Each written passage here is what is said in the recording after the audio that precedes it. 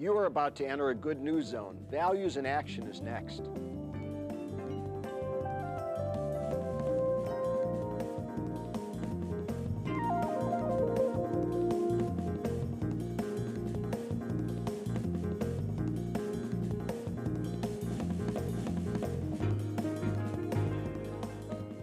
Welcome to Values in Action, a program about leaders doing good in our community. We've often been called the most litigious country in the world, and lawyers are considered among the most distrusted of professions. How do we break the cycle by having lawyers do good? Our guest today, Pat Perotti of Dworkin and Bernstein, Ohio Lawyers Give Back, has a unique story. We'll be right back.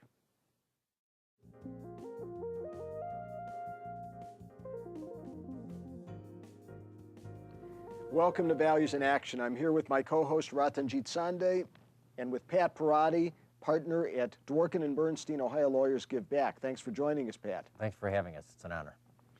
Mimi Plevin-Faust has prepared a video profile of Pat and his law firm. Let's take a quick look. For over 10 years, Pat Perotti and Dworkin and Bernstein fought a class action suit that settled for millions of dollars.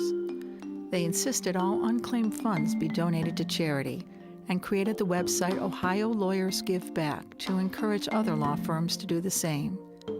This past summer, they gave away an historic $14 million.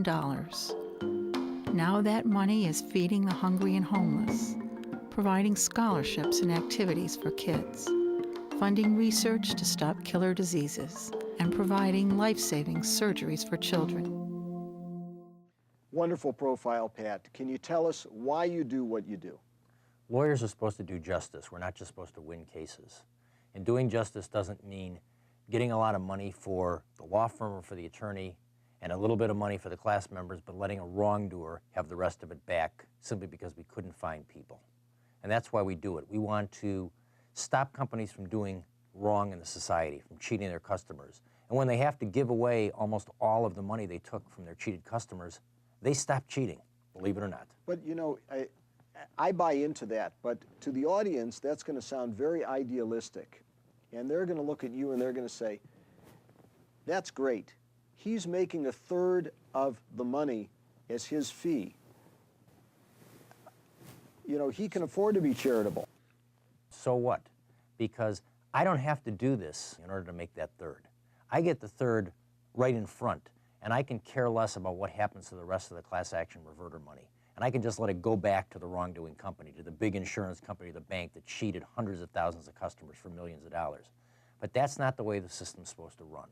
And I'm the same as everybody else in the audience, and I've gotten those phone bills and those bank bills where that little charge for $9.95 is on there, and I get cheated that much every couple months, and I don't like it. And I don't think anybody in the audience likes it, and I want it to stop. Now, Pat, this thought process is great. You are doing something very valuable. But ultimately, our entire society's mindset is after the fact. There is hardly any preventive. Is there any force or is there anything you can even do to prevent these companies from doing what they're doing? Oh, yes. Because kids learn by example, corporations learn by example. When insurance company A gets zapped for $15 million that they have to give back from money they took from their customers, insurance company B, C, D, and E all look, and they say, oops, looks like we can't do that anymore. It's not going to work. One of these class action lawyers is going to sue us and is going to make us stop. And so maybe we shouldn't cheat the customers that way. Well, it's deterrent. It does change behavior. Well, that's the presumption that if we set an example, we punish people, we hang people so that they don't kill others. But has it stopped? Our jails are filled with people who are incarcerated.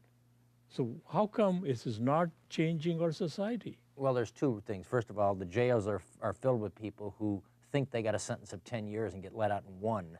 And so the deterrence doesn't work. You know, if you tell your kid you're going to be in the timeout chair for 15 minutes and you let him go after 30 seconds, he's going to know in the future that he can get away with 30 seconds. You have to make it definite and certain. But back to your subject is, we need to change values in the community, values in our human culture. And can I tell you how to do that? No. Yes. A lot of it becomes involved in prayer, a lot of it becomes involved in faith, a lot of it becomes involved in changing the entire outlook on life.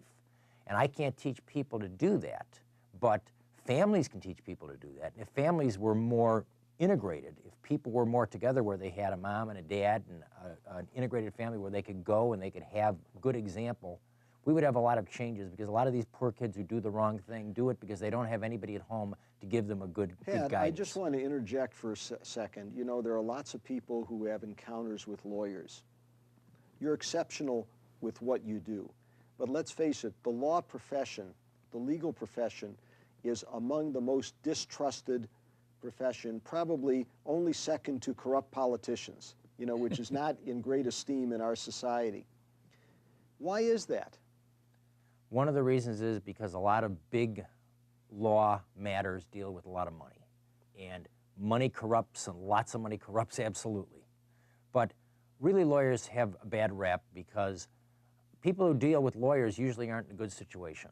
You don't deal with lawyers for happy things, you deal with lawyers for sad things. And that's why people don't like lawyers. It's just like certain types of surgeons, you don't like them because you don't want to go there, because when you go there, you know they're going to be doing something that's going to hurt or might result in your living or dying. And it's a risky thing. So if we had the right values in society, we would need fewer lawyers? We would need fewer lawyers and lawsuits, and as a matter of fact, it would be good for lawyers to be put out of business, because that would mean that we're all being honest to each other.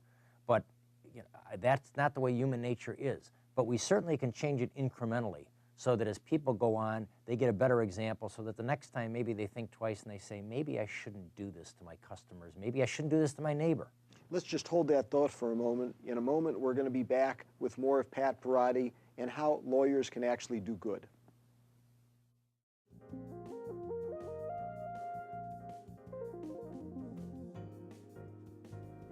Welcome back to Values in Action. Pat, I want to explore the thought with you about fewer lawyers in society. Can you expand on your idea that if we had the right values, we would need fewer lawyers? You consult a lawyer because you have a dispute with somebody. Usually disputes arise because somebody did something wrong. And if people were able to do less things wrong to each other, they were to follow the codes that we've already set as laws and as regulations and as ascriptions, then we wouldn't need the lawyers. And do I expect that that's going to happen tomorrow? No, but change doesn't come overnight. It's incremental. And if the people are watching, somebody did one thing better, not even each week, each month, then a lot of things would change in the world overall. It's a guarantee. Now, Pat, you talked about bringing value system in our society, so we won't have that much cheating. But how about bringing value system in the legal profession? Because it is perceived that these attorneys who are very bright, are educated, and they basically work on technicalities, not on ethics. So how do we change that? The American legal system is the best legal system in the world. It may be, but it's still not. It's nothing's perfect. But the way you make lawyers practice better is you make sure that there is encouragement, or there is some kind of a reward for doing the right thing. For example, in the state of Ohio right now, we tried to pass a law that says in every single class action, if there's money left over, it must be given to charity, not back to the wrongdoer. And unfortunately, we didn't get support from the General Assembly because the insurance companies and the Ohio Chamber of Commerce had more money and more power than we did, and they wanted to make sure that the right thing didn't get done. But how is it that if you look at an insurance company, a large insurance company, I know several of them, a large bank, I know several of them, I know their CEOs. These are great people. Absolutely. The senior management of these companies generally have great values. Otherwise, they wouldn't have stayed in business for as long as they've done. They do for the community. They support charities. They generally have a very good culture within their companies. That's a very short-sighted view. Okay. That's the fact that what you see publicly is that they do these things in order to make a good public face. That's a marketing ploy. It's a marketing ploy. And that's not saying that the leaders of some of these institutions, Tom Zenti of University Hospital, he's an honest, honorable man. Chuck Fowler at Fairmont Minerals. But a lot of these other big companies, it's really not the top dog who's doing these things. It's a little bit lower in management, but in a lot of cases the top dog knows, and the reason it happens is because of money. The banking crisis is why most of our 401ks are in the toilet. And that wasn't done as a mistake. That was all intentional. So is it because these companies are so focused on the transaction as opposed to the ethical values that they can instill in their employees, that the employees miss the point of who they're serving? Yes, they're focused on the bottom line, and they're focused on today and not the future. And you can ruin the future in order to get to today, and that's what we're doing in the United States, is we're ruining the future by only taking care of stuff today and not caring about what's going to happen So it's the tomorrow. focus on the profit today Absolutely. and the bottom line And justifying the mean. and getting there Absolutely. however you get there. Right. And that's why we have an election coming up, and all these politicians say, I'm going to do X, Y, and Z, and they make a promise, and as soon as they get down to Columbus or to Washington, suddenly they forget all those promises. That's what we have to change. We have to have more accountability, and we have to elect somebody to any office, for example. Why not, forgetting about electing a politician, maybe elect a business person who's just going to say, I'm going to run this as a business. How can we not sue them? Sue who? To the politician. They made a promise to public, which Well, they don't deliver. The way we sue a politician is the next election you vote them out. That's the suit process in the United States. The way the U.S. system works is you vote them out next time. Well, it would be very interesting if we interpreted that we had a contract with our politicians Yes. and they breached They the breach the contract. contract. But again, if they breach the contract, the remedy is you don't vote them in next time. Yeah, but that's the remedy which is available to public. But as a legal profession, you have such a brain power. Can't you figure out a way to put them on spot? Well, now we're talking about the separation of powers doctrine. No, because there is 3 branches of the government, and the judicial branch can't tell the legislative branch what to do.